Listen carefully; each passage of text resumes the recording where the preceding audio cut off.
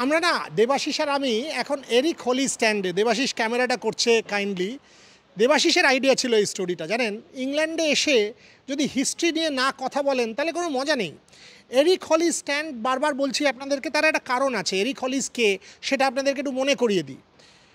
1948 সাল sir Donald ব্র্যাডম্যানের last test match, তার অ্যাভারেজ আর 6 রান করলে 6 রান তার শেষ টেস্টে 100-100 অ্যাভারেজে তিনি রিটায়ার করবেন, সেটাই তার শেষ টেস্ট। কেউ পৃথিবীতে ভাবেনি যে লোকটা 52টা টেস্ট ম্যাচ খেলে 29টা 100 করেছে, যার অ্যাভারেজ তখন 100, কারণ লাস্ট ইনিংসটা খেলেননি, তিনি যে করতে পারবেন না এটা কেউ ভাবেনি, একমাত্র ভেবেছিলেন এরিক হলিস। তার শেষ ইনিংসে স্যার ডোনাল্ড ব্র্যাডম্যানকে 0 রানে আউট করে দেন এরিক হলিস।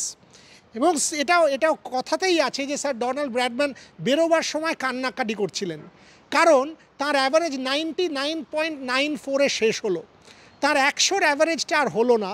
তার কারণ এই ভদ্রলোক যার নামে এই স্ট্যান্ড, এরিক হলি স্ট্যান্ড। এবং এটাই আপনাদেরকে এই গল্পটা আজকে বলার জন্য দেবাশিস আর আমি এজবাস্টনের এই স্ট্যান্ডে এলাম, কারণ এ ধরনের গল্প কিন্তু ইংল্যান্ডের ইতিহাসের সাথে, ক্রিকেট ইতিহাসের সাথে ওতপ্রোতভাবে জড়িত।